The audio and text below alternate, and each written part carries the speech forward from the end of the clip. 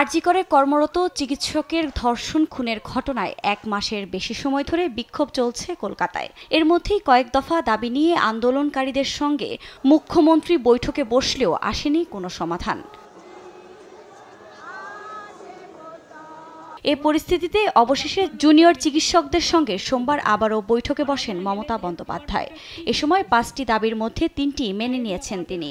এরই অংশ হিসেবে আরজি করের কর্মরত নারী চিকিৎসককে ধর্ষণ খুনের ঘটনায় কলকাতার পুলিশের কমিশনারকে সরানোর সিদ্ধান্ত নিয়েছেন তিনি। একই সঙ্গে স্বাস্থ্য শিক্ষা কর্মকর্তা এই দুজনকে সরানোর সিদ্ধান্ত নিয়েছেন মুখ্যমন্ত্রী মমতা বন্দ্যোপাধ্যায়।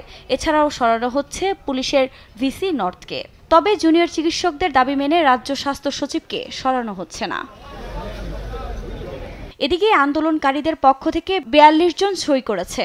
সরকারের পক্ষ থেকে সই করেছেন মুখ্য সচিব। অবশেষে দাবি কিছুটা মানায় পরিস্থিতি নিয়ন্ত্রণে আসবে বলে ধারণা করা হচ্ছে।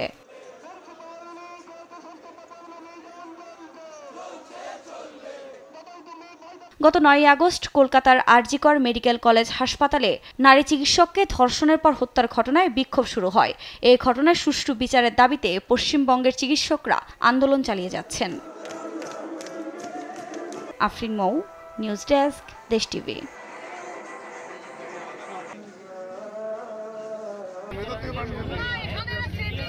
ক্যামেরাটা একটু সরাও, আবার হাত নড়ছে।